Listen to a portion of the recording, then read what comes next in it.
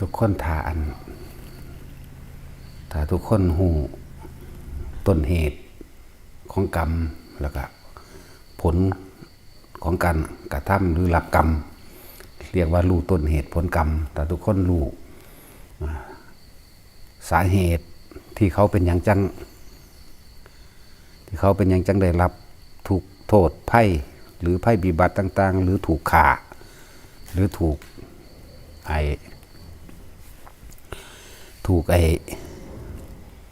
โกงถูกฆ่าถูกทำลายถูกยังก็แล้วแต่พวกเขาไปหูต้นเหตุของมันสาเหตุของมันพวกเขากะ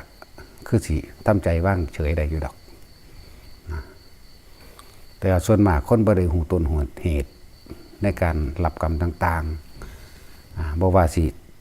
ถูกโกงถูกฆ่าถูกเอาเปรียบต่างๆถูกหรือคนที่พิการเกิดมาแล้วกับพิการตาหูจมูกพิการห้อยเปียเสียขามันย่าอ่อนจังซี่เพราะว่าเฮาบ่รู้เฮาก็เลยรู้สึกว่ามีความคิดในการสงสารเขาก็ดีอยู่สงสารหรือจะไปยุ่งไปเสือกกับเรื่องชาวบ้านเขาไหมเนาะส่วนมากมันสิบ่เข้าใจเรื่องนี้มันก็เลยมีแต่ความคิดออกจากทางนอกความคิดออกนอกอะไรจังว่ามันเป็นแบบนั้นความคิดมันเลยอยากไปยุ่งตะเรื่องผู้นั้นยุ่งตะเรื่องผู้นี้ก็เห็นเขาฆ่ากันจังซี่ก็อยากไปยืนยันอยากไปตัดสินอยากเอาบาปเอาบุญเอาผิดเอาถูกให้เขา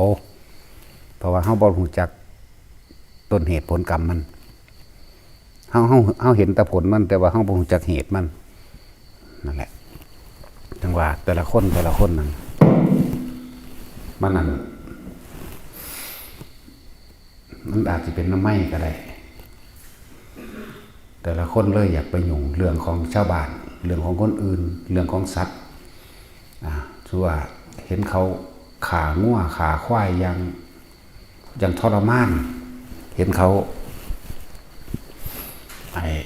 ทรมานสัตว์ต่างๆสิก็อยากไปเบานั่นน้อยนี่ให้เขาหลายอย่างบางคนก็สะใจน้ำบางคนก็อยากห้ามนั่นคือไหมเห็นคนฆ่ากันเห็นคนโกงกันสิเพราะว่าเขาบ่ฮู้ต้นเหตุที่เขาเป็นยังจึงได้รับกรรมแบบนั้นนั่นแหละเขาก็เลยรู้สึกว่าบางครั้งก็ไปพอใจไปเป็นสุขกับกรรมผู้อื่น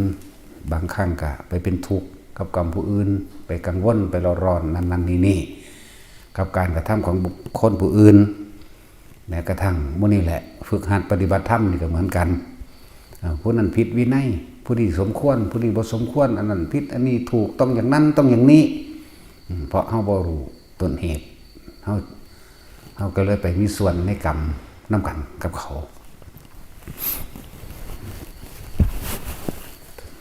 เรื่องจังซี่มันเป็นเรื่องที่ละเอียดเป็นเรื่องที่ต้องศึกษาเป็นเรื่องที่ต้องถ้าเฮาศึกษาดีแล้วเฮาก็พอมีที่ว่างใจถ้าเฮายิ่งปฏิบัติรู้เห็นด้วยตนเองแล้วยิ่งบ่อยากยุ่งกับไผเลยจากบ่ล่ะเป็นหยังองคุลิมานจังได้ฆ่าคนถึง1,000 กว่าคนตำราว่า999ที่จริงมันก็1,000 กว่าบ่แม่น1,010 กว่านั่นแหละบางชาติในชาติแรกที่เป็นยังจังเริ่มมีการเรียกว่าจองเวรจองกรรมซึ่งกันและกันทำให้การชาติหนึ่งอาจจะเป็นปลายสมัยของพระพุทธเจ้าอนุมาทัสสีปลายสมัยนี่คือจังเฮาปลายสมัยแบบนี้แหละเรียกว่าปลายสมัยของพระพุทธเจ้าเฮาเดี๋ยวนี้เกิดอุทกภัยน้ำท่วมจากว่าเกิดน้ำท่วมส่วนเต่าตัวนี้องคุลิมานเกิดเป็นเต่าในศาสตร์นั้นเป็นเต่าใหญ่อยากว่าเป็นเต่าใหญ่เต่าเรื่อนเต่าใหญ่นำเอาคนที่ถูกน้ำท่วมนี่จากบ่เกาะเสหลังนี่ไปทรงตาม ที่มันเป็นที่สูงที่เนินที่ภูเขาคนแล้วคนเราหรือขึ้นไปจนถึงเป็นสิบคนหมดละลำเลียงคนไปอยู่หันนับจำนวนเป็นพันกว่าคนเด้แต่ว่าก็บ่แม่นว่าไปเที่ยวเดียวในพันกว่าคนจากอะไรไปในหลายเที่ยวอยู่แต่ในบ้านนี้พวกคนทั้งหลายแล้วนั่นอึดอดอยากบ่จักแนวสิกินเสือกจับเอาเต้านั่นไปฆ่ากินมาจากว่านั่นแหละก็เอาเต้าตัวนั้นแหละไปฆ่ากินเต้าตัวนั้นก็คือองคุลิมานในศาสตร์นี้นะเอาเต้าไปฆ่ากินเต้าก็เลยระลึกนึกถึงคุณของพระพุทธเจ้าเพราะเคยเต้าตัวนี้เคยเห็นพระพุทธเจ้าอยู่เคยเห็นอยู่อายุมันยืนเด้เต้าแต่ว่าก่อนที่สิตายนั่นน่ะก็เลยตั้งคิดอธิษฐานสาธุเด้อนี่แม้นว่าผู้ขาจะเกิดขึ้นเป็นอย่างกระชังขอให้ผู้ขาจงมีกำลังมากยิ่งกว่าบุรุษให้มีกำลังเท่ากับบุรุษ7 คนนี่เริ่มต้นมากใครจะบ้านี่หลังจากนั้นก็เกิดเวียนว่ายตายเกิดในเทวดาน้ำนี้นั่นสักวันบัดนี้กรรมมันมาถึงกันอีกให้มีกำลังมากยิ่งกว่าบุรุษ7 คนเข้าใจปะนี่อันหนึ่งอันเดียวที่2หลังจากเล่าเสวยบุญบาปยังของเรามาเดียวจังมาในชาติเกิดเป็นควายปัจจุบันนี้เกิดเป็นควายป่าควายตัวนี้สิมีกำลังแห้งยิ่งกว่าควาย7 โตเข้าใจปะนี่ด้วยผลจากศาสตร์นั้นมหาสมัยศาสตร์นี้อีกบัดนี้ศาสตร์นี้อยู่ในระหว่างบ่มีพุทธเจ้าเกิดขึ้นเป็นพุทธันดรระหว่างพุทธเจ้าองค์นี้กับมหาพุทธเจ้าองค์นี้แต่ว่าโดยความคือขนองคือว่าเวลาทุกปีลงมหาส้นควายที่เขาเจ้าฝึกไว้เฮ็ดหน้านะค้าฮักค้าหันนั่นนี่ทุกปีคนพวกนี้เป็นจำนวนพันกว่าคนคือเหมือนเดิมนี่แหละมาเกิดเป็นคนพวกนี้ก็เลยหายไปที่ล่อขาควายตัวนี้จังว่าคนเขาจะเห็ดกับดักเลยเห็ดเป็นซ่องจากกว้างๆจังคอยแคบเข่านะแล้วก็เอาควายนมตัวหนึ่งมาล่อไปปากทั้งซ่องที่สิเห็ดดักควายทำท่ากุ้นใส่กันทั้งนั้นกันคือขน้องอยู่แล้วบึ้งมาใส่นะตัวนี้ก็แล่นหนีหอดช่องนึงเขาก็ดึงควายตัวนั้นออกดึงควายที่เป็นอันเชยเป็นอันนั้นออกเป็นตัวล่อนะตัวล่อออกไปปุ๊บแล้วเขาก็หาวิธีดักกักคอกไว้นั่นแหละเขาก็ใส่คนโฮไล่ไปจะว่าไปติดอยู่บางเด่นหน่อยคนทั้งเบิดจะมีก็ลุ่มขาเอาแต่ก่อนที่ตายก็ยังมีจิตอันว่าคอยข้าพเจ้านี่ก่อนที่ควายตัวนี้สิตายเลยนึกข้าพเจ้าขอท่านเนื้อท่านหนังท่านหลายตัวนี้ให้กับหมู่คนทั้งหลายด้วยการให้ท่านข้าพเจ้านี่ขอให้ข้าพเจ้าจงได้กลับขึ้นมาขาคนพวกนี้ทั้งหมดนี่มันมีมาจังสี่นะเรียกว่าต้นเหตุมันเป็นแบบนี้นั่นเรียกว่าเกิดมาศาสตร์ใหม่แบบนี้ จังมาเกิดเป็นองคุลิมานอหิงสกะมาเกิดอหิงสกะพอเพิ่นเป็นปุโรหิตของพระเจ้ามหาโกศลเป็นพ่อของพระเจ้าปัสสินนั่นแหละเป็นปุโรหิตเกิดมาแล้วก็ดูเบิ่งในเลิกงามยามดียังของเขาแล้วนั่นแหละผู้นี้เกิดมามีแสงดาบออกเป็นประกายไฟบ่แม่นไฟบ่แม่นไฟสว่างสีทองวาบๆเด้จากว่าล่ะเป็นคือไฟใหม่เป็นคือไฟใหม่ตามคลั่งอาวุธต่างๆนั่นแหละเป็นแบบนั้นพอเพิ่นก็เบิ่งแล้วโอ้กูนี่เกิดเป็นโจรแน่ว่าเด้ก็เลยไปบอกให้กษัตริย์ว่าเป็นหยังไฟคือลุกในข้างแสงเฮาข้างอาวุธเฮาเขาเรียกว่าลูกผู้ขาเกิดมื้อนี้ลูกผู้ขาสิเกิดมานี่เป็นมหาโจรขาคนเด้ขอให้พระองค์ได้สั่งประหารชีวิตเถิดพระเจ้าค่ะ ทางนี้ก็ว่าบ่ได้เพิ่นบ่เชื่อทำนายก็เลี้ยงไว้หั่นแหละก็สิมันไปฆ่าคนเห็นหยังตั้งชื่อมันชื่อว่าอหิงสกะแปลว่าผู้บ่เบียดเบียนเด้อนะแต่ว่าก็เลี้ยงไปนั่นแหละจากในช่วงระยะนึงก็ส่งไปฝึกอาวุธต่างๆอยู่สำนักของกตักกศิลาแหละเมืองพาราณสีมีตลอดได้พาราณสีพญาศิลป์นะแล้วก็เก่งเด้บัดนี้บ่ว่าสิฝึกล่ำกับพี่ก็บอกอันนั้นอันนี้อีหยังก็แล้วก็เก่งกว่าหมู่เบิดบ่ว่าสิเป็นเคล็ดลับวิชานั้นอันนี้นี่แหละจังถือเขาตัวว่าวิชาต่างๆเจ้าจะต้องหาเขาก็ใส่ลายคือว่านั่นแหละเขาก็ใส่ลายเพราะว่าเราเป็นคนมีปัญญาดีมีความฉลาด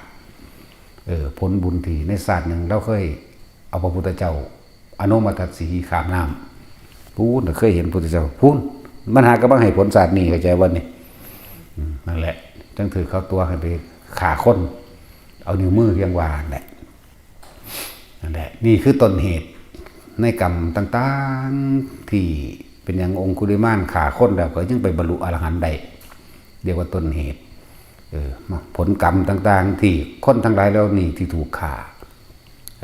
คนทั้งหลายแล้วนี่คือถูกฆ่าเพราะว่าไปฆ่าเขาก่อนว่าเป็นฆ่าศาสตร์เดียวได้ฆ่าสองศาสตร์คนเด็กศาสตร์แรกฆ่าตอนเป็นเต้าแล้วเล่ากับอธิษฐานให้เล่าเนี่ยเกิดเป็นยังกระชังกว่าสั้นเล่าบ่เน้นนั่นนะเล่าก็เลยเป็นทั่วไปอยู่ คอยมีกำลังยิ่งกว่าบุรุษเท่ากับบุรุษ7 คนแล้วก็เริ่มเป็นควายป่าที่มีกำลังมากถึง7 โตนะมีกำลังเกิดมาศาสตร์นี้แล้วก็มีกำลังมากเหมือนกันอีกอย่างหนึ่งบัดนี้เล่ากันเพิ่มเติมโดยว่าให้เป็นเจ้าแห่งศาสตรานั่นเรามาเป็นเจ้าแห่งศาสตราพร้อมเด้เพราะว่าเราไปเรียนมานั่นแหละในสุดท้ายมากครับ มีคนยุยงส่งเสริมให้อาจารย์ของติสาปาโมกอันนั้นให้เราเป็นคนมาขาคนเพื่อให้ได้นิ้วมือไปเป็นเคล็ดลับไปยกคู่ว่าจังสิสำเร็จเคล็ดลับวิชาอันนี้เด้อนะก็เลยมาได้ขาคนถึง1,000 กว่าคนนั่นแหละขาที่แรกก็เอาเก็บไว้ตามศอกหรือก้อนหินแน่เอาไว้ตามโกนไม้แน่หลงลืมมั่งหนูคาบไปกินมั่งนกคาบไปกินมั่งก็เลยลืมต่อมาก็เลยเห็ดฝันเอาเสือกมาเป็นได้เพื่อที่มัดลอยพวกนิ้วนี่แหละเขาจะยักก็เห็ดเบ็ดนี่แหละยักแล้วดึงแงกเข้ามาแต่ทินจะเคยยักเบ็ดบ่ยักกระดูกนี่นะครับแล้วทับส่วนนี้ดึงแงกเข้ามาก็หอยไว้จนว่าได้999อย่างว่าในตำราเขาดีเหลืออีกนิ้วเดียวแต่ว่าเกือบได้ขาแม่เกือบได้ขาทำอนันตริยกรรมแม่นี่เป็นคนมีจิตใจอ่อนโยนพ่อก็เตือนแล้วเตือนอีกลูกเจ้าก็เป็นลูกเจ้าก็กินอยู่ดอกแต่ว่ามันจากเจ้าไปนานแล้วเจ้าสิไปบอกลูกเจ้าให้หนียังไงเพราะว่าหลังจากนั้นมาพระเจ้ามหาโกศลก็ตายแล้วทรัพย์สมบัติทั้งหลายก็ความเป็นกษัตริย์ก็ยกให้พระเจ้าปัสเสนที่โกศลได้บัดพระเจ้าปัสเสนก็นำทัพไปที่แรกไป3,000 คนสู่บ่ได้ไหมจากบาลาหอกดาบแล้วแหลมธนูยังต่างๆนี่ยิ่งเราบ่ได้เราสิมีเครื่องกันโตของเราเองดอกในวิชาเราเองนั่นแหละอีกอย่างหนึ่งเราก็เป็นเจ้าแห่งศาสตราหอกดาบฟันแท่งบ่เข่าบ่ถือแล้วก็กำลังของเราเองนี่แห้ง3,000สู่บ่ได้หนีทับแตกพระเจ้าปัสเสนตัดเอา30,000 บาทนี่นะส่วนผู้แม่เนี่ยเกิดความเป็นห่วงยังไงก็เลยได้ห่อเขาแบบหนีออกจากบ้านคุณแล้วนั่งไปสิบอกลูกว่าหนีเด้อลูกเอ้ยหนีไปอยู่เมืองไหมก็หมายแม่นั่นทั้งที่พ่อนั่นก็บอกแล้วเจ้าจะเข้าใจว่าโจรนั่นเป็นลูกเจ้าเขาจากเจ้ามานานแล้วอีกอย่างหนึ่งความหลงครอบงำเขาไปเต็มทีแล้วหลงในการยังเขาสาลือมาว่าได้เคล็ดลับวิชาแบบนั้นแบบนี้แล้วก็ทำนายตอนจะเป็นอรหันต์กันทำนายบ่ได้ทำนายบ่ถือถ้าว่าทำนายถือกันว่าทำนายตอนเป็นโจรได้เนาะจังสั้นแล้วมันสุดทำนั่นเลยมันบ่สุดพวกนี้สุดท้ายกันพูดแล้วแม่กับ ในเช้าของมื้อหนึ่งหูจักยินว่าอยู่ป่านั้นกันนำไปหาลูกล่ะในประมาณโดยตี4ตี5พระพุทธเจ้าก็เข้าสู่สัพพัญญุตญาณตรวจเบิ่งในเครือข่ายว่ามื้อนี้มีผู้ใดมินเมที่สุดที่สิบรรลุธรรมผู้ใดมินเมนี่หมายถึงว่าสิทำอนันตกรรมบ่หรือสิตายบ่มินเมสิเข้าสู่ในข่ายพยานของพระศาสดา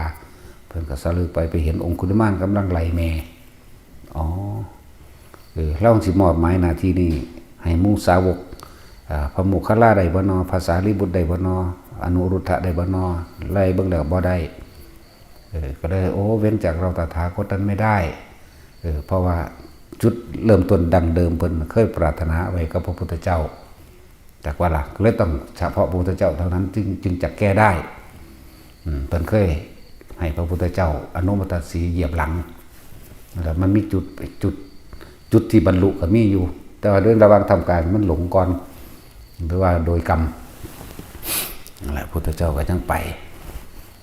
เพราะแต่เพิ่นถึงเวลามาพุทธเจ้าเป้าก็ไปโดยฤทธิ์ของเพิ่นเองนั่นแหละไปเป็นกำลังไหลแม่อยู่พุทธเจ้าก็เลยย่างผ้าหนาปึ๊บเบี่ยงเบนความสนใจแม่นั้นบ่ได้หูเมื่อดอกว่าลูกมันกำลังไหลอยากว่าล่ะแต่พุทธเจ้ามาตัดหน้าเฮ็ดเป็นยางซ่าๆคือสิทันนี่นะนั่นแหละเฮ็ดคือสิสั้นตามธรรมดาแล้วการแล่นการวิ่งขององคุลิมานตามถ้าสิเปรียบเทียบว่าบุรุษ7คนแม่นบ่เพิ่นสิแล่นกำลังของเพิ่นนั่นน่ะเร็วแล้วก็มีกำลังมากเท่ากับคน7คน7คนมาร่วมเป็นคนเดียวแล่นก็ต้องเร็วอยู่แล้วถ้าเป็นกำลังของม้าก็แล่นเร็วยิ่งกว่าม้าอีกแล่นเร็วธรรมดาแล้วเราสิแล่นเร็วยิ่งกว่าม้าใน7ชั่วระยะอย่างนั้นนะนั่นแหละ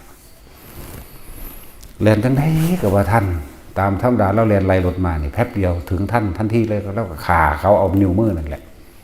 แต่ว่านี่พระพุทธเจ้าเฮาเนี่ยทำเป็นเหมือนกับเดินช้าๆเยอะไปธรรมด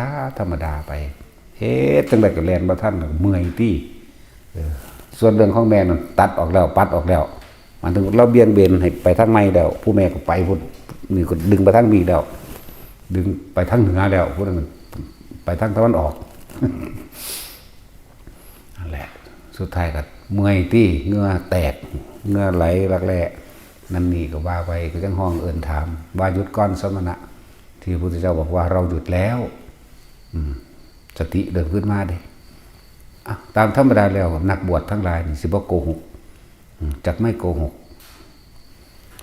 ก็เลยมีความสนใจว่า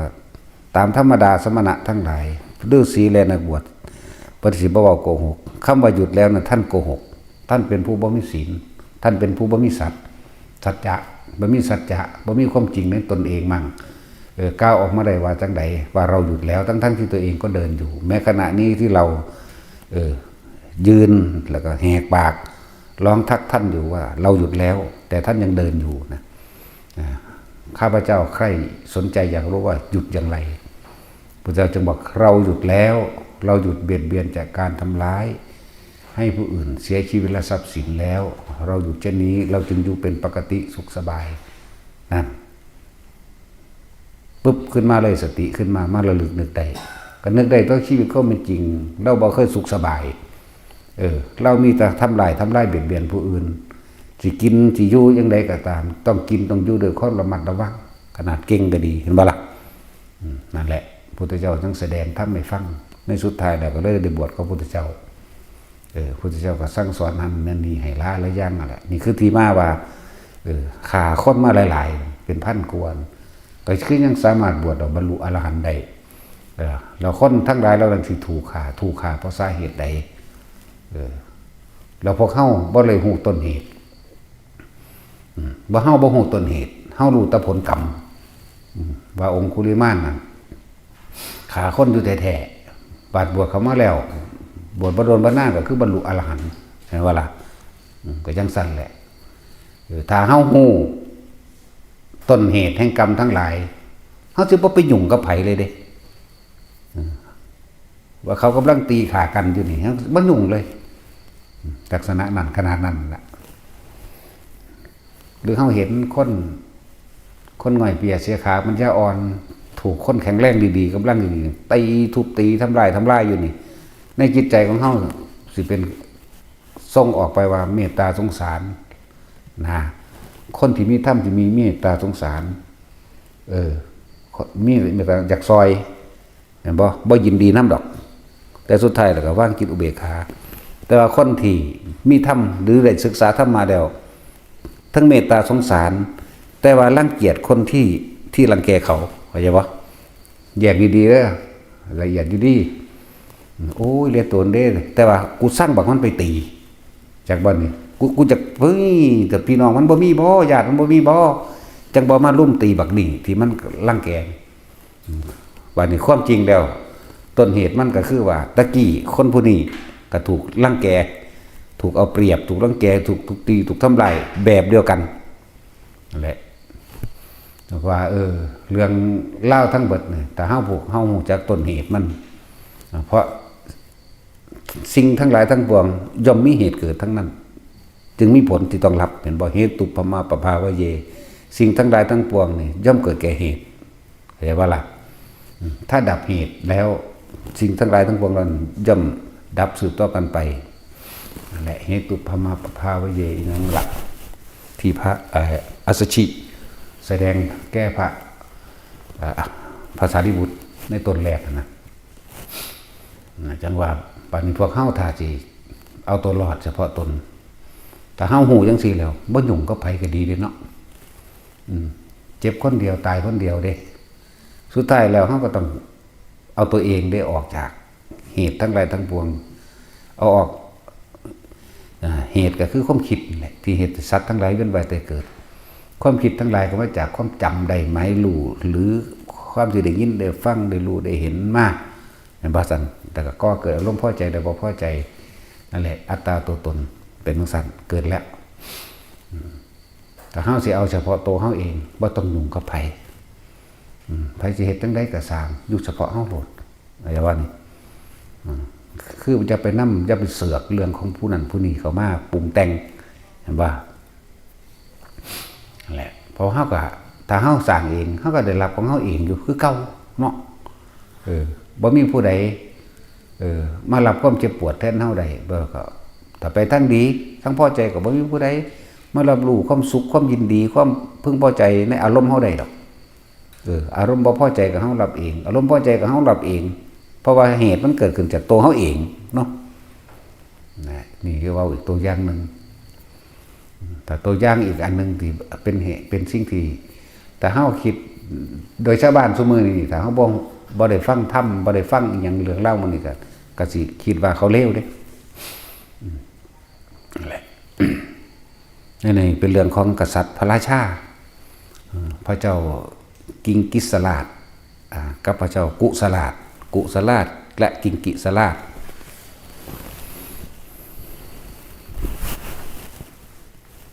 มเหสีองค์นี้เป็นแม่ของพระเจ้ากุสลาด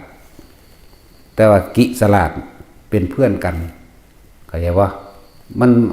มันกุสลาดกับกิสลาดเด้อกุกับกิไปเรียนจบมาจากสำนักเดียวกันแล้วพอตายก็ผู้นี้ก็ขึ้นเป็นพระราชาต่อจากบ่แล้วก็แต่งเอาหมู่เจ้าของเองนี่เป็นเสนาบดีหมู่นี่คือกิสลาดกิงกิสลาดอันนี้กุสลาดเนาะอันนี้กิงกิสลาดนี่เป็นหมู่เป็นหมู่มาจากเมืองอื่นอยู่น่านไปบัดนี้แม่ของกษัตริย์นี่เข้าใจว่าแม่ของพระราชานี่หลังจากพ่อตายแล้วมักอันเสนาบดีนี่เข้าใจว่าล่ะแต่งตัวเป็นเสนาบดีหรือเป็นอมาตย์ใหญ่นี่มักแล้วก็ทำตาป่วยทำตาไข่นั่นนี่ผู้ลูกก็ข่าวพยายามถามแล้วทั้งอีกก็เพราะกระปากในมือหนึ่งก็เลยเบาเฮ็ดจังไดแม่ไอ้ลูกเอ้ยแม่น่ะมักหมู่โตมักหมู่โตนี่มันเป็นเรื่องเล่าแบบนี้ แต่ว่าถ้าพวกเฮาได้คิดสิวางได้หรอนะโอ้ยอีเฒ่าเอ้ยบ่สมควรว่าได้เนาะฟังไปก่อนผู้ลูกนี่ก็เข้าใจก็เลยมาถามหมู่เอ้ยตัวอย่างเป็นกษัตริย์ราชาบ่เป็นอยู่บ่ที่ยังบ่ได้จะเป็นบ่จะเป็นกษัตริย์เถอะขอให้เฮาได้ตอบบุญแทนคุณแม่เฮาแน่เป็นจังไดล่ะกันถ้าแม่เฮาบ่ได้โตเป็นผัวนี่บอกภาษาเฮาถ้าแม่เฮาบ่ได้โตเป็นผัวนี่แม่เฮาสิป่วยตายสิกันเจตายสิอดอาหารตายก็ว่าซอยเฮาแน่เด้อให้เฮามีใจฟื้นนั่นแน่นะครับบัดนี้ก็ตกลงกันได้เลยมีการแต่งตั้งนี่จักว่าแต่งตั้งให้กิงกิสลาดเป็นกษัตริย์แทนแล้วก็เอาแม่นี่มาเป็นมเหสีเข้าใจว่าเอาเมียรุ่นแม่ แต่ที่ว่ายังเอาตามธรรมดาพวกเฮาเป็นลูกก็เอิ้นแม่เนาะแม่ฮักแม่อันเป็นเสี่ยวกันน่ะนะลูกกับลูกเป็นเสี่ยวกันแม่นบ่ล่ะนั่นแหละจังซี่ก็ยังมีท่านกษัตริย์กษัตริย์เก่านี่ก็ลดตัวเองลงมาเป็นเสนาบดีใหญ่เป็นปุโรหิตเข้าใจว่าล่ะจังซั่นแหละส่วนเอาหมู่นี่ขึ้นไปเป็นกษัตริย์เพื่อว่าสิให้อภิเษกสมรสกันเอาแม่เจ้าของเป็นมเหสีแทนเริ่มต้นแรกก็เอากันดีอยู่นั่นแล้วเนาะ จักว่าล่ะอยู่ต่อมาเรื่อยส่วนนั้นไอ้กิงกิสลาดนี่เป็นโอโพธิสัตว์เด้เป็นโอโพธิสัตว์ก็คิดไว้ในใจอยู่แล้วล่ะว่าถ้าผมเฮางอกแม้เพียงเส้นเดียวก็สิในช่างกระบบดึงเส้นผมมาแล้วสิออกบวชนะอยู่หน้าในปี1-2 ปีบัดนี้เขาว่านอนน้ำเพิ่น เพิ่นก็สำรวจตัวเองหรือว่าเป็นน้ำกูเฒ่าเนาะเด้ มันก็สิแม่นตัวเนาะแต่ของเป็นรุ่นแม่เพิ่นไหมจักว่าล่ะหรือว่าเป็นน้ำกูเฒ่าเนาะเขาเลยบ่นอนน้ำกูแต่สิหาผู้อื่นมาให้ก็ย่านเขาหลงผู้อื่นก็อย่าว่าแต่สิหานุ่มๆมาให้ก็เอาจังได๋ก็สร้างว่าเอาบ่เอาก็สร้างกูก็ได้คล้องกูสมใจมักกูแล้วจักว่าล่ะมื้อนึงก็คิดแผนที่บ่ทันได้เฒ่าหรอกแล้วก็เพิ่นคิดแผนผมเพิ่นงอกเองมเหสีนี่หัวงอกก็เลยเอาดึงผมงอกของเจ้าของมื้อนึงก็ทำท่าก็ไปข้อเคี้ยกันก็เลยดึงผมงอกของเจ้าของตามธรรมดาผมผู้หญิงมันยาวผมใส่มันสั้นว่าดึงแล้วก็ฟ้าวมาดึงออกเป็นให้ผมสั้นใช่ป่ะก็เลยว่าเพิ่นมีเล่เหลี่ยมเล่กลว่าสิตัวว่าเจ้ากระเฒ่าคือกันแล้วก็ข่อยเจ้ากระทอกันแหละเจ้าคือว่านอนน้ำข่อยเจ้ากระเฒ่าเราได้นะความหมายเล่เหลี่ยมในใจให้จักบ่ดก็เอาผมสั้นๆ2 นิ้วนี่แหละนี่เห็นว่านี่ท่านกษัตริย์เลยนี่ท่านกระเฒ่าเราได้เท่าซ้ำกันแล้วได้ท่านนั่งสิไปหาหญิงน้อยๆอ่อนๆอีกอยู่บ่มันว่าทางนี้กันตึกไว้ในใจไว้แล้วจักบ่ทางนี้สิตัวว่าถ้าเฒ่าจะให้เฒ่าซ้ำกันนั่นต้องเหมาะสมกันแหละเหตุผมสั้นๆมากพอดีก็ตามธรรมดาแล้วข้าพเจ้าตั้งคิดไว้ในใจตั้งไว้แล้วในใจว่าเมื่อใดที่เห็นผมงอกข้าพเจ้าจะออกบวชซั่น เลยกลายเป็นส่งเสริมให้เขาไปบวชเร็วกว่าเขาอีกเลยออกไปบวชเป็นฤาษีเข้าใจว่าล่ะนี่คือต้นเหตุมันจะว่าต้นเหตุส่วนผลกรรมอันสุดท้ายมาถ้าเป็นพวกเฮาเห็นในลักษณะนี้โอ้ยถ้าเป็นผู้ชายกันโอ้ยมึงคือเอาเมียเฒ่าแท้ว่านบ่ถ้าอีกพวกนึงคันว่าโอ้ยบักหางเอ้ยมึงเอาแม่หมู่เนาะมันว่านี่เพราะว่าเฮาบ่ฮู้ต้นเหตุมันเฮาเลยไปยุ่งไปเสือกเรื่องเขาเนาะเข้าใจว่าอะไรเฮาเป็นหยังคือไปหากังวลกับเรื่องเขาถ้าเป็นหมู่พวกเว้าหยอกกันเอ้ยบักหาบักเอาเมียเฒ่าเอ้ยทั้งเรื่องมึงคือกล้าเอาแม่หมู่เป็นเมียเดี๋ยวนี้นะเลยไปยุ่งไปวุ่นวายมึงเฮ็ดบ่ถูกเด้สารพัดนั้นสิเว้าไปถ้าเป็นผู้ใหญ่รุ่นนั้นรุ่นนี้ก็สิไป รุ่นใหญ่รุ่นเดียวกันรุ่นกับแม่นั่นเนาะก็จะว่าเอ้ยอีเฒ่าเอ้ยเห็นบ่อีเฒ่าลามกอีนั่นอีนี่อีตัณหากลับบอกไปเด้เนาะสารพัดได้สิเว้านี่พูดถึงว่าพวกเฮานี่บ่ฮู้จักต้นเหตุผลกรรมต่างๆพวกเฮาเลยไปซอแซเรื่องของชาวบ้านเขาเนาะบัดนี้ผลของมันมาจังไดบัดนี้เฮามาสรุปโดยปัจจุบันชาตินี่พระเจ้ากิงกิสลาดนั่นนะก็เป็นพระพุทธเจ้าเฮาปัจจุบันนี่แหละส่วนแม่ของกษัตริย์ก็เป็นนางพิมพา นี่คือเฮาบ่รู้เฮาก็เลยต้องเว้าไปทั่วที่เนาะนั่นแหละมันมีเรื่องเล่าต่างๆแปลกๆหลายเด้นำมาเป็นตัวอย่างให้พวกเฮาว่าจักสิไปยุ่งอิหยังกับเขาเนาะหาอยู่หากินไปเจ้าของเนาะนาก็ต้องไปตัดสินว่าเขาผิดเขาถูกจักบ่ล่ะก็ต้องไปซอแซหาเรื่องเขาล่ะพระเจ้ากิงกิสลาดก็คือพระพุทธเจ้าเฮาซุมื้อนี้พระพุทธเจ้าโคดมเฮานี้นะส่วนอันมเหสีรุ่นแม่ที่จริงก็คือนั่งพิมพานี่เองนะนี่จังหวัดต้นเหตุผลกรรมที่เฮาบ่รู้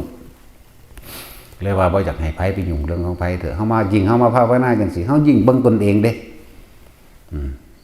เฮายิ่งเบิ่งลมหายใจตัวเอง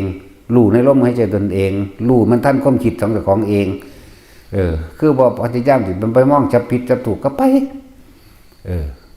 เพราะทุกสิ่งทุกอย่างมันก็มีเหตุทั้งเบิดแหละแต่เฮาหยุดเหตุได้แล้วมันก็บ่มีปัญหาหยังเหตุคือคิดนี่แหละจังว่านี่หลักจิตในจิตไปโลดนี่เหตุก็คือการคิดเมื่อมีการคิดกันปรุงแต่งต่างๆก็สร้างจินตนาการและมโนภาพขึ้นเมื่อสร้างจินตนาการมโนภาพขึ้นในความอยากใดและอยากเป็นอารมณ์มันก็เกิดเมื่ออารมณ์มันเกิดภพมันก็เกิดในขณะที่เป็นอารมณ์นั่นแหละแต่ว่าล่ะแล้วว่าหลายอะไรอย่างคือเรื่องวิทุตภะวิทุตภะเป็นหยังคือไปฆ่าพี่น้องของพระพุทธเจ้าตายเบิดเมืองแท้เห็นบ่ล่ะเพราะว่ามันก็มีต้นเหตุผลกรรมของมันจังได้รับผลแบบนั้นนั่นแหละถือว่าละเอียดในจักน้อยพระเจ้าเปรตที่โกศลเพิ่นอยากเป็นพี่น้องพระพุทธเจ้าเพิ่นอยากเป็นดองเข้าใจว่าล่ะเพิ่นก็เลยให้ส่งคนไปขอที่เป็นลูกกษัตริย์คือกันนั่นแหละมาเป็นมเหสีแต่ทั้งผู้นั้นนั่นรู้สึกว่าเย่อหยิ่งเด้คำว่าพวกสักกะต่างๆนะสักเมืองสักกะยะแปลว่าผู้ถือโตเด้คำว่าสักกะยะเข้าใจบ่นี่กรุงกบิลพัสหรือเจ้าสักกะยะมันจะว่าสักกะยะทิฏฐิเห็นบ่แปลว่าผู้ถือตนถือโตเด้ทั้งสั้นแล้วสักกะยะเมืองนั้นมีแต่คนยิงแต่มันเฮาเว้ากันเข้าใจบ่เมืองนั้นมีแต่คนยิงเด้นะเป็นคนยิงเป็นคนถือโตยึดมันถือมันแต่ว่าโดยมาภาคสักกะยะทิฏฐิแน่เจ้าสักกะยะทั้งหลายมีแต่คนยิงขนาดพระเจ้าปัจเจนที่โกศลนี่เป็นเมืองใหญ่กรุงกบิลพัสเป็นเมืองขึ้นของเมืองโกศลสำเร็จ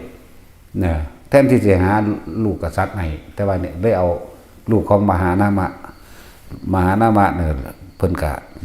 ได้ลูกกับทาสแต่ว่าลูกเพิ่นก็งามจักบ่ลูกเพิ่นนั้นงามก็เลยส่งกับผิวพรรณดีนำเป็นผู้งามนำนั่นแหละก็เลยส่งมาตัวอยากบ่ตัวตามธรรมดาก็ลูกกษัตริย์กับกษัตริย์ก็จะให้เอากันเด้อันนี้ตัวเพราะว่าเขาเป็นคนยิง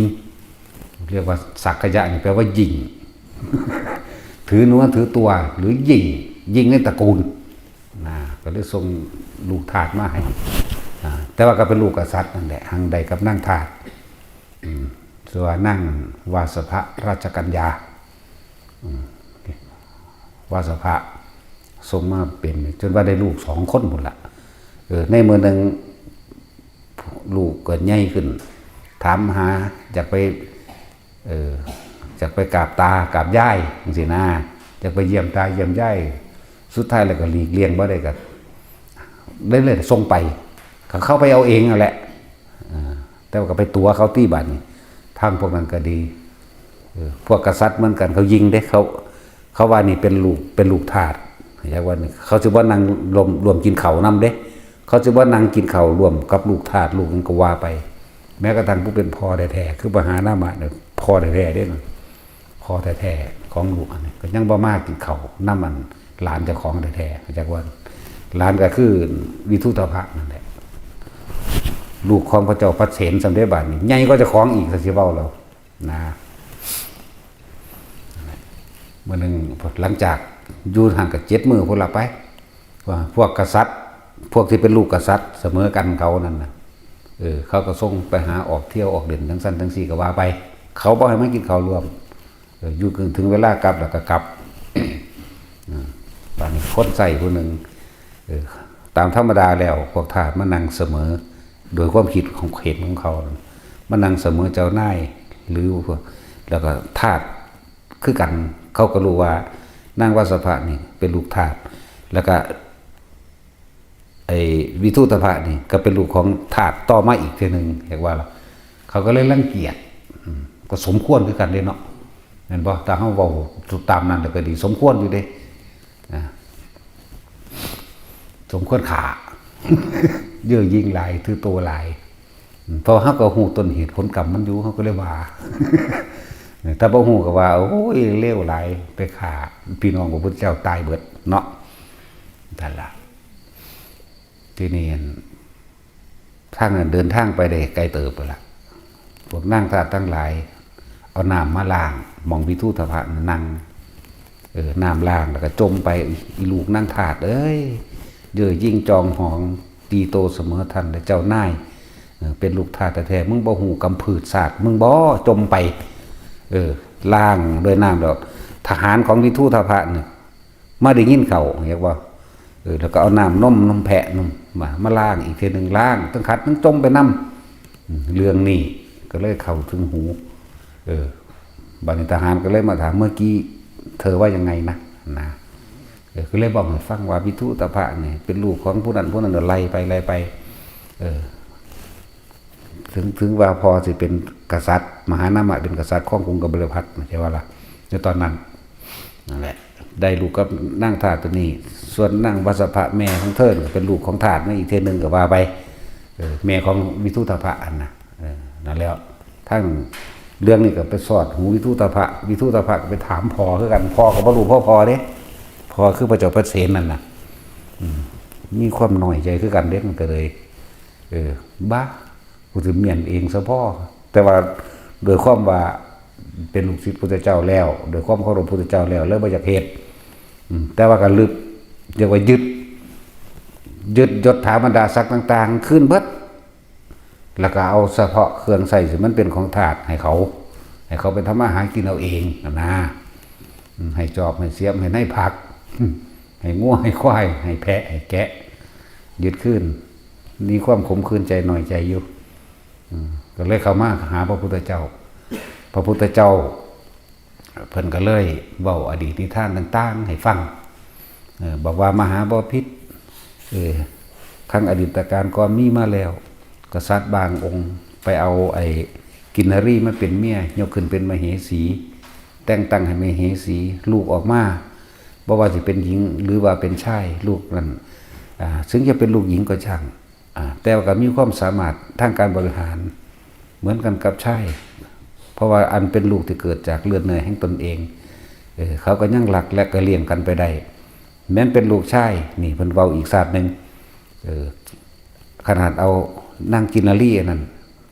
กินนารีมันเป็นกึ่งสัตว์เด้เข้าใจบ่ล่ะกึ่งสัตว์เดรัจฉานกึ่งคนเด้มาเลี้ยงได้ลูกชายก็ยังยกเมืองนั้นให้เกิดกลายเป็นว่าให้เป็นกษัตริย์แทนตัวเองได้ระหว่างตระกูลมารดากับตระกูลบิดาตระกูลใดมีค่าบากกว่ากันกับตระกูลบิดาเหมือนกับท่านแหละนั่นแหละเว้า 2-3 เรื่องให้ฟังกลับมาก็เลยมาขอโทษนางวัสภะก็เลยยกตำแหน่งมเหสีให้มเหสีองค์ที่4นั่นแหละองค์สุดท้ายในมเหสีที่จริงมีหลายอยู่ไม่หลายพันอยู่ แต่ว่าที่ยกขึ้นเป็นให้เป็นมเหสีนี่เนี่ยมีอยู่4 องค์เริ่มมาจากผู้ใหญ่ก็นั่งกับจังมานั่งมาริกาดอกจังมานี่จังไหลมาวัสภะนั่นแหละ นั่งนั่งปทุมนั่งสุมาณะแล้วก็นั่งมาริกาแล้วก็นั่งวัสภะ4 คนนั่นแหละมาริกาอีกผู้หนึ่งบวชอีกผู้หนึ่งบวชมี2ถ้าจะว่าเรื่องพุทธกาลมันมี4 คนหมดโอ้มันเลยเถิดไปเอาสุดเรื่องสามีก็พอ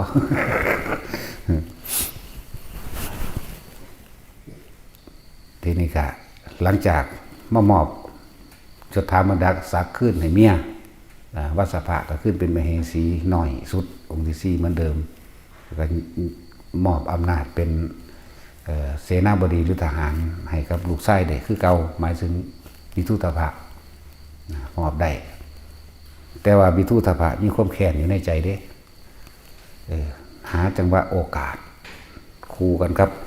หลานของพันธุระเสนาบดีจากว่าล่ะหลานของพันธุระเสนาบดีนี่ถือเพราะว่าพระเจ้าพระเศียรถือโยงส่งเสริมอย่างหลายอย่างเดี๋ยวหูเบาก็เลยขาตายเบิดทั้ง300 กว่าคนนั่นแหละขาตายเบิดในตระกูลของนั่นขาเลยเหลือไว้หลานผู้เดียวลืมซื้อแล้วล่ะซื้อเงี้ยวๆดอกอันนี้ซื้อหลานมีผู้ใดชื่ออะไรวะ แล้วศาสตร์นั่นแหละทีฆะการยนะทีฆะการยนะนี่เป็นหลานของพันธุระเสนาบดีคิดได้ก็เลยว่าเขาขาเบิดตัวโคตรเหมือนเด้แต่ขากันตะกี้320 คนเบิดตัวโคตรของไอ้พันธุระเสนาบดีเหลือที่ขการยนะไว้ผู้เดียวมีความแค้นไว้ได้โอกาสนั้นได้กูต้องฆ่าพระเจ้าพระเศียรให้ได้เพราะที่ขการยนะคือลุงเข้าใจว่าล่ะได้ลุงได้อันพันธุระเสนาบดีเป็นลุงของที่ขการยนะนะก็เลยยกตำแหน่งเสนาบดีให้เป็นองครักษ์ของวิทุตภะนั่นแหละในมือหนึ่งพระเจ้าพระเศียรกับเขาไปคุยกับพระพุทธเจ้านั่นแหละคุยกับพระพุทธเจ้าคุยแล้วกันพอดีพวกนี้กันธรรมดาแล้วพวกเครื่องกุกุทะพันกุกุทะพันเป็นเครื่องส่งกษัตริย์เขาเจ้าบ่ใส่เข้าไปหาพระพุทธเจ้าเด้ถอดเอาไว้พอดีได้โอกาสที่ขการยนะนี่เอาของพวกนี้ไปให้วิทุตภะว่าอันมหากษัตริย์มอบอำนาจให้ท่านแล้วนั่นแหละก็เลยเอาตัวนั้นไปแล้วก็เข้าใจว่าเจ้าของเป็นกษัตริย์ไปเลยเนาะอีกอย่างหนึ่งกะพุทธเจ้าลังไว้บ่ให้ลูกมาขาพอพุทธเจ้าลังคุยกันไปคุยกันมาหลายเรื่องพุทธเจ้าลังบ่ให้พระเจ้าพระเชนที่โกศลออกไปในตอนนั้นเพราะว่าที่ขการยนะกับวิทุตภะจะก่อกบฏคือขาพอนั่นแหละพุทธเจ้าก็เว้าไว้หลายอย่างดอกหาบ่ผิดทั้งสันทั้งสี่ก็เว้าไปต่อไปท่านสักได้เป็นผู้สืบทอดพระศาสนาแบบนั้นก็คุยกันไปคุยกันมาจนเขานั่นเบิดเวลาถ่าเขาเมื่อยเขาขี้คร้านถ่าเขาไว้รุ่นอยู่ลูกนั่นนะที่ขการยนะกับวิทุตภะได้กลับไปพระเจ้าฮู้ว่ากลับไปแล้วก็จังทรงกลับ6 ทุ่มหรือตี 1ถ้าสิเว้าเปรียบเทียบมันกลับไปแล้วกลับเบิดก็เหลือนั่งเหลือมาไว้ให้ตัวนึงกับนั่งถาดผู้นึงเฝ้ามาไว้ส่วนพระเจ้าพระเศียรกลับไปแล้วนั่งถาดคนรับใส่ก็เว้าเรื่องเล่าให้ฟังสุดท้ายแล้วก็เลยขี่มาสิไปหาหลานก็คืออาชาศัตรูนั่นแหละสิไปหาหลานสิให้หลานเอากองทัพนี่มาตีเอานี่เมืองขึ้นเข้าใจบ่ล่ะโดยการเดินทางไกลโดยการเนี่ยเลยตายผู้ละพูดไปจนว่าฮอดเมืองของไอ้เบซาลีของอาชาศัตรูนั่นแหละแต่ธรรมดาแล้วก็ปิดเมืองแล้วเนาะเดินทางไกลเมื่อยพร้อมกันกับอากาศมันก็หนาวแน่เลยตายอยู่หน้าเมืองเขานั่นแหละส่วนนั่งคนใส่นั่งทานตามไปเจอก็เอานอนใส่ตักไว้จนว่าเขามาเปิดประตูเมืองเลยจังบอกพวกทหารเปิดประตูเมืองบอกว่านี่คือพระเจ้าเปรตที่โกศลเป็นลุงของอาชาศัตรูอาชาศัตรูจังเอาไปทำชาปนกิจโดยสมศักดิ์ศรีนั่นแหละต่อมาวันนี้วิทุตภะ เมื่อคิดถึงเรื่องเขาดูถูกพ่อแม่เจ้าของเขาดูถูกว่าเจ้าของเป็นทาสคิดจังไดก็แค้นอดบ่ได้ยกกองทัพไปเลยที่ยกกองทัพไปครั้งที่หนึ่งพระพุทธเจ้าห้ามแต่จะว่าเรื่องห่มไหมนี่ในเขตแดนของพระเจ้านี่ห่มไหมนี่เป็นห่มไหมต้นไทรใหญ่ใบดกหนาห่มลมลื่นดีแต่ห่มไหมของกรุงกบิลพัสนี่เป็นห่มไหมบางๆวิทุตภะยกทัพไปไปกับไปกราบพระพุทธเจ้าอยู่เพราะว่าพระศาสดาเจ้าข่าเป็นหยังคือบ่มาอยู่ห่มไหมนี่เป็นใบนกหนาแล้วก็ให้ความลมลื่นเย็นดีพระพุทธเจ้าก็บอกว่าร่มไม้ของพญาติย่อมมีความเย็นยิ่งกว่าร่มไม้ตรงนั้นนะหมายถึงว่าเย็นใจครั้งที่หนึ่งก็กลับไปหมายถึงวิทุตภะนะพระกองทัพครับแค้นขึ้นมาอีกแล้วอีกอาทิตย์หนึ่งกลับมาอีกพระเจ้าก็ไปรัดไว้พระพุทธเจ้าหูแล้วว่าพวกนี้สิไปฆ่าคนกับบิลพัสไอ้พวกสักยะครั้งที่สองก็บอกเหมือนกันครั้งที่สามอีกพระเจ้าบ่เคยห้ามยังเกิน3 ครั้งเด้จากบัดนี้นี่แสดงว่าเพิ่นปกปักรักษาญาติเพิ่นอยู่ บ่เคยห้ามครั้งที่สามจะบ่มีแต่2 ครั้งเท่านั้นครั้งที่สามหยุดเลยครั้งที่สามพุทธเจ้าก็มาห้ามอีกวิทุตภะก็บอกพระเจ้าข้านี่เป็นครั้งที่สามแล้วที่พระองค์มาแต่ว่าก็บ่เคยไปพักร่มไม้ใบบังที่อันดกหนาให้อากาศลมลื่นเย็นสบายดีเราตถาคตบอกเธอแล้วร่มไม้ของพญาติย่อมให้ความชุ่มเย็นยิ่งกว่านั่นแหละก็กลับไปห่างไปอีกเดือนหนึ่งที่พุทธเจ้าก็เร่งพญาติเบิ่งบัดนี้บ่ไปห้ามครั้งที่4นี่บ่ไปนั่นแหละครั้งที่4บ่ไปละเพิ่นก็ระลึกเบิ่งต้นเหตุเป็นหยังคือมีกรรมอันนี้สิมีต่อกันเพิ่นเลยระลึกเบิ่งเพิ่นมีญาณเนาะเห็นบ่ล่ะเพิ่นระลึกเบิ่งแล้วสักยราชทั้งหลายแล้วนี่ในสมัยการก่อนนี่เคยเป็นพวกชาวประมงหาป่าและวิทุตภะกับหมู่พวกบริวารทั้งหลายแล้วนี่เคยเกิดเป็นป่าสักยราชทั้งหลายแล้วนี่สิมีกรรมต่อกันเคยเอายาพิษไปโปรยลงในสระน้ำอันนั้นห้วยหนองคลองบึงอันนั้นเฮ็ดให้ป่าทั้งหลายตายด้วยความเจ็บปวดและอาฆาตแค้นจากบ่ล่ะเพิ่นฮู้ต้นเหตุมันแล้วครั้งที่4เพิ่นบ่ไปนั่นแหละวิทุตภะก็เลยไปสังหารชาวสักยราชตายเบิดเมืองแต่ก็มีผู้รอดอยู่ดอกว่ามันบ่รอดดอกมีอยู่ขาตายเบิดแม้กระทั่งลูกเล็กเด็กแดงคนท้องกับขาอยากว่านี่น้อยอุ้มกินนมอยู่กับขาเบิด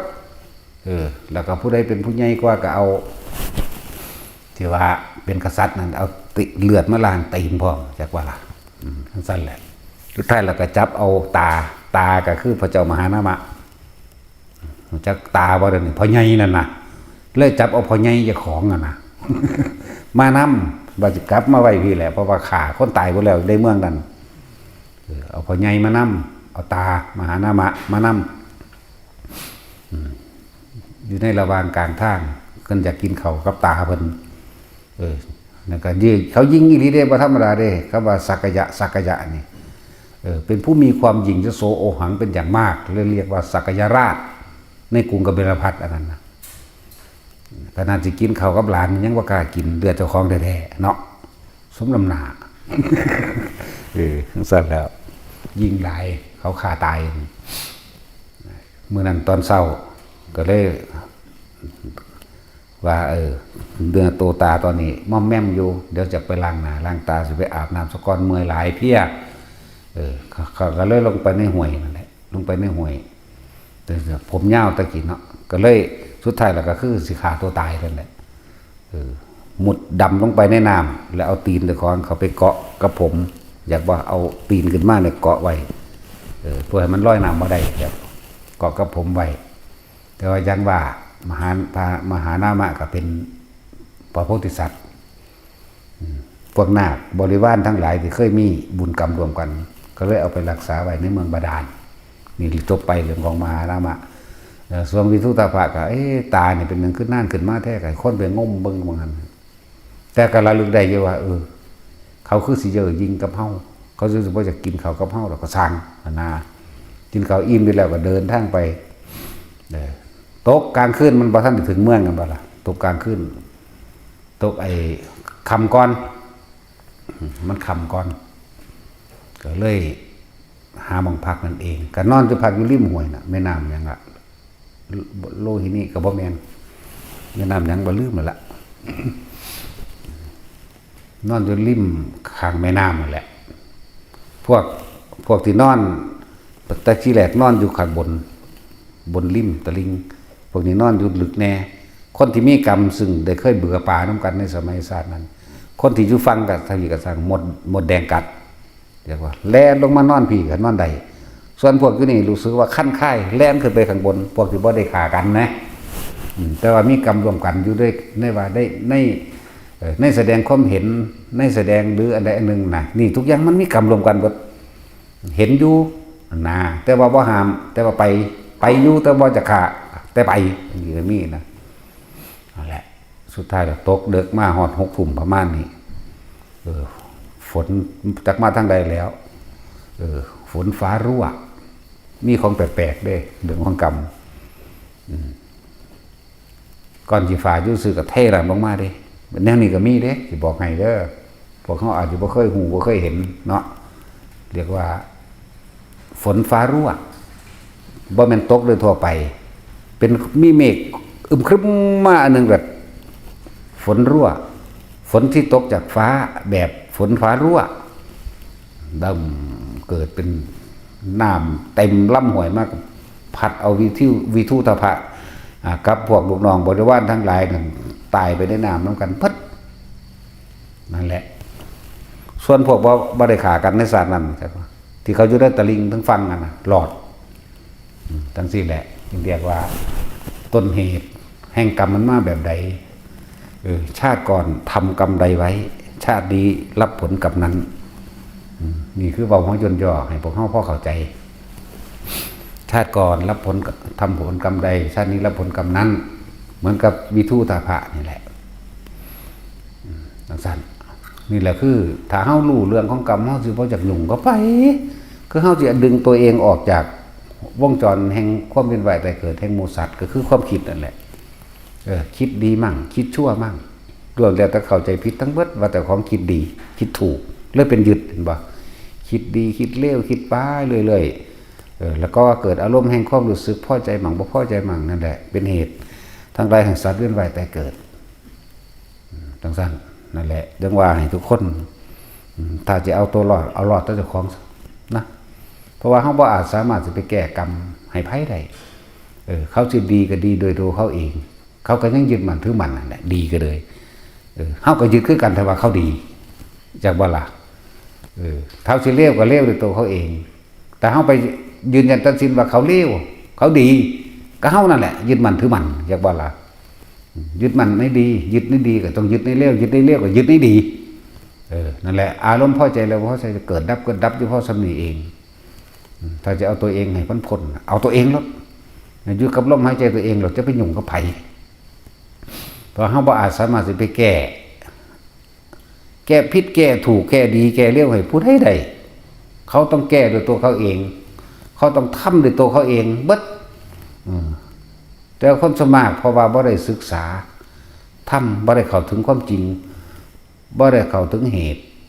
และปัจจัยทั้งหลายอันเป็นเครื่องประกอบกันเพื่อให้สัตว์เวียนว่ายตายเกิดคือความคิดต่างๆนานาสารพัดที่มันได้ยินได้ฟังได้รู้ได้เห็นได้เป็นมา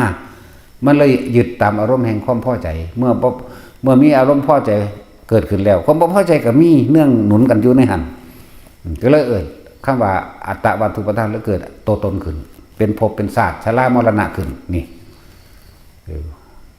เหตุทุกอย่างก็เกิดจากการคิดถ้าเฮาหยุดคิดได้ก็ดับเหตุผลย่อมบ่มีตามมาหยุดเหตุจึงไร้ผลนะบ่ล่ะจังว่าหลายอย่างบ่ต้องมาแนมกันผู้ใดเฮ็ดหยังมีหน้าที่หยังเฮ็ดไป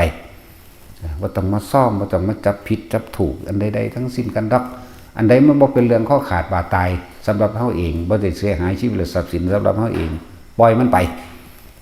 ถ้าเป็นเรื่องเสียหายชีวิตและทรัพย์สินก็เป็นธรรมดาก็ต้องปกป้องตนเองเท่าที่จำเป็นในระดับหนึ่งอันเป็นเหตุสมควรหยุดนะ จากบ่ล่ะจังซั่นแล้วคือที่มาคือที่มาว่าเพราะว่าเฮาบ่รู้สาเหตุต่างๆเฮาจึงไปค่อยตำหนิผู้นั้นตำหนิผู้นี้เตือนผู้นั้นเตือนผู้นี้ล้วนแล้วแต่ไปสร้างกรรมรวมกันเด่นจากว่าล่ะสมรู้ร่วมคิดร่วมกันพวกนี้มันก็เลยมีเหตุมีปัจจัยให้เกิดมารวมกันพวกเขาสมรู้ร่วมคิดกันอยู่เดียวนี้ มันก็เลยมีเหตุมีปัจจัยทั้งหลายมาให้รวมกันอีกถ้าผู้ใดจะไปเฉพาะตนก็อยู่กับล่มโหลดไผจะบอกได้กระสางแต่ว่าอยู่ในกลุ่มนี่แหละเรียกว่าล่ะเหตุไปเฮาอาศัยสถานที่อาศัยคำแนะนำธรรมะอาศัยวิธีเพิ่นสอนวิธีเพิ่นแนะแล้วเฮ็ดเอาเองเด้มีแต่ได้บอกได้ซื่อๆเด้ก็เฮ็ดให้บ่ได้ใช่ว่าล่ะเวลาเจ้ามีความรู้สึกกระวนกระวายในใจเจ้าเพิ่นก็รับบ่ได้เด้เวลาพวกเจ้ามีความสุขดีใจปลื้มใจเพิ่นก็บ่รู้นำพวกเจ้าดอกดีใจปลื้มใจเจ้าก็ไปเกิดทุกข์ใจกลุ่มใจเจ้าก็ไปเกิดแน่เพิ่นก็บอกเบิดทุกทางแล้วแม่แต่จิตบ่คิดบ่นึกดีใจและเสียใจมันเกิดบ่ได้เลยวิธีมันก็แค่อยู่ในลมหายใจนี่แหละแล้วจึงบอกว่าทุกอย่างย่อมมีเหตุทั้งหลายย่อมเกิดแต่เหตุสรรพสัตว์สรรพสิ่งทั้งหลายย่อมมีเหตุให้เกิดทั้งนั้นแหละจิตมีที่ตั้งจิตนี่เป็นดุจดังว่าเมล็ดพันธุ์เด้แต่สิเขียนเปรียบเทียบเหมือนพืชเนาะจิตเป็นดุจดังเมล็ดพันธุ์ตัณหาเป็นเครื่องดูดเป็นดุจดังย่างเหนียวจากบ่ล่ะพื้นนาเป็นดุจดังภพเป็นที่เกิดเนี่ยจากว่านี้ถือว่าเขาเป็นในอีขามได้มาขามบนทุกคนเลยจากว่านี้ถ้ามันไปตกในพื้นดินมองใดมองหนึ่งนั่นมันเป็นยังคือไปตกตัณหาดึงมันไปในพื้นดินนั่นแหละภพจึงเป็นดุจดังพื้นนาอารมณ์จากว่านี้อารมณ์ความรู้สึกเขาเองตัณหาพาไปเกิดจากใจคิดถ้ามันไปคิดมันก็ไหวได้ล่ะนั่นแหละสั้นแต่เขาหยุดโดยลำพังเขาเองเขาก็ออกจากโลกได้เข้าไปนิพพานมันบ่ได้มาเวียนไปเกิดอีกเด้นิพพานคือหยุดคิดปรุงแต่งในความอยากใดอยากดีอยากมีอยากเป็นเด้อยากให้ผู้นั้นได้ดีอยากให้ผู้นั้นชิบหายนั่นเห็นบ่ล่ะคนที่เขายินดีคนที่เขาพอใจอยากให้เขาได้เป็นนั่นเป็นนี่จังซั่นจังซี่เนาะคนที่เขาสร้างโอ้ยยังไดมึงสิตายได้อีห่านี่ว่ะไปหันแล้วบาดนี้นั่นแล้วเกิดจากความคิดของเฮาปรุงแต่งอยากให้ผู้นั้นเป็นซั่นผู้นี้จังซี่เป็นไปตามความพอใจของเจ้าของนั่นบ่นี่ความพอใจอยากให้มันตายความพอใจอยากให้มันดีเห็นบ่นี่นั่นแหละทางที่ดีเอาตัวเองเฮาบ่อาจสามารถแก้ได้มันเจ้าสิฮักแพงยิ่งกว่าชีวิตยุ่งกระดงตาเพียงใดก็ช่างเถอะเจ้าบ่อาจสามารถแก้เขาได้ดอกนะนั่นแหละปฏิบัติไปเรื่อยเถอะแล้วเฮาจะคอยเห็นหูในตัวเองดอกหลักการของเฮาก็มีอยู่แล้วก็พุทธเจ้าสอนไว้บ่แห้งตัวอานาปานสติกับสติปัฏฐาน4อยู่ในกันดีอันที่บอกอยู่เรื่อยๆนี่แหละนั่นแหละอย่าลืมทุกคนคำว่าเกิดมาหากินซ้ำตายนี่บ่ผิดเพี้ยนเนาะเกิดมานี่หากินซ้ำตายเบิดทุกคนเจ้านี่ใหญ่เพียงใดก็สร้างจุดถามดาศักดิ์ใหญ่ปานใดก็สร้างเจ้าสิใหญ่ที่สุดในประเทศนั้นๆเจ้าฟ้ามหากษัตริย์เจ้าสิเป็นนายกเจ้าสิเป็นตำรวจทหารยศนายพลนายพันนายล้านก็สร้างมันก็แค่อาชีพเจ้าหากินซ้ำตายเบิดนี่เห็นบ่ล่ะพวกเฮามื้อนี่สิเป็นชาวไร่ชาวนาก็หากินซ้ำตาย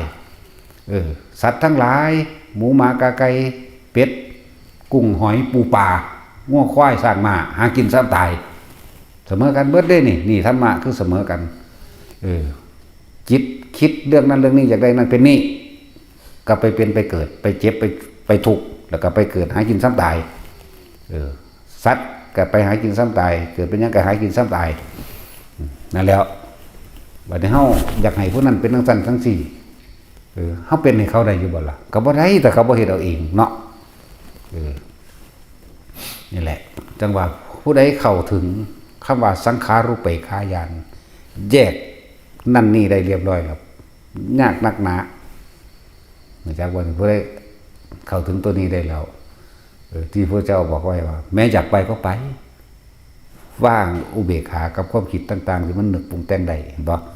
แม้อยากไปจะไปก็ว่างความคิดก็บ่คิดนึกปรุงแต่งต่อกลับไปนิพพานแต่พวกเขาถึงตรงนี้แล้วผู้เพิ่นอยากเป็นพระโพธิสัตว์อยากบ่ล่ะเจ้าต้องปฏิบัติให้มันถึงตรงนี้ซะก่อนเจ้าจังสิรู้อยากบ่ล่ะเอาแม้นอยากไปก็ไปแม้นบ่อยากไปกูเลี้ยตนคนเลี้ยตนสัตว์ทั้งหลายกูสิอยู่บำเพ็ญเพียรเพื่อสินำคนทั้งหลายเพื่อให้ไปเห็นคิดนึกปรุงแต่งเพื่อสิไปเห็นแบบนี้เจ้าก็สละตัวเองสละความสุขส่วนตัวเองสละนิพพานของตัวเองที่มันเห็นอยู่นั่นแต่บ่ไปจักบ่ล่ะนั่นแหละอันนี้ก็เว้าให้กับอันผู้อันว่าผมบ่อยากบวชดอกผมย่ำพ้นบรรลุ บรรลุว่าซั่นกูอยากหัวผมบ่บวชดอกแต่ผมปฏิบัตินี่ผมสิบรรลุภายใน7 มื้อว่าซ่านมันคือหลงคักถึงมืดตึ๊บบ่คือคนบ่เห็นหงนี่เด้เนาะตาบอด เปรียบเทียบพวกนี้เจ้าต้องปฏิบัติอย่างยิ่งยวดเหมือนที่ได้อรหันต์ตอนนี้พุ่นเด้บ่แม่นเด้เจ้าผมปรารถนาโพธิสัตว์ปรารถนามันเป็นจังไดคิดเอาติมันก็เฮ็ดเอาตัวถ้าคนเข้าถึงตรงนี้แล้วยิ่งใหญ่ขนาดที่สละบรรลุตนนั้นออกเข้าใจว่านี่เราสิสละตัวเองเพื่อสินำหมู่สัตว์ทั้งหลายให้เขาเพื่อสิเป็นผู้นำทางให้แนวทางให้เข้าใจว่าล่ะจึงบอกว่าเฮาสิไปหาคนแบบนี้แบบที่เขาถึงสังขารุปเปขายานใดจะใช้คนอีกสักกี่แสนล้านโกรธล้านจึงจะได้มีคนแบบนี้สักคนหนึ่งคือเฮาเห็นพระพุทธเจ้าเฮาตอนนี้จักอสงไขยแล้วเฮาจังเห็นเพิ่นนี่เห็นบ่ล่ะชี้อสงไขยแสนมหากัปนี่เว้าแค่เรื่องเพิ่นได้รับรัตถพยากรหรือพุทธทำนายไว้แล้วเด้เป็นนิยตโพธิสัตว์อันนี้บ่มีการเปลี่ยนแปลงต้องเป็นพระพุทธเจ้าเท่านั้นตรัสรู้สัมมาสัมพุทธญาณอภิเษกสัมมาสัมพุทธญาณเท่านั้นหายากคือหยังนี่แต่วันนี้เฮามาเห็นธรรมแล้วเฮาจะไปหาหม่องใดอีกหาในหูดังโลดเนาะนั่นแหละหาอยู่ในหูดังเจ้าของนั่นน่ะธรรมะแท้ก็อยู่ในหูดังนั่นแหละพระอรหันต์ก็อยู่ในหูดังนิพพานก็อยู่ในหูดังอย่านี้ออกจากหูดังจากบ้านนี่บ่แม่นไปเห็นขี้ดังเด้ ว่ามันไปเห็นขี้ดังเด้หูดังก็คือลมหายใจในความรู้สึกของเฮาเองอยู่กับมันเถอะมันสิคอยไต่ลำดับเข้าไปสู่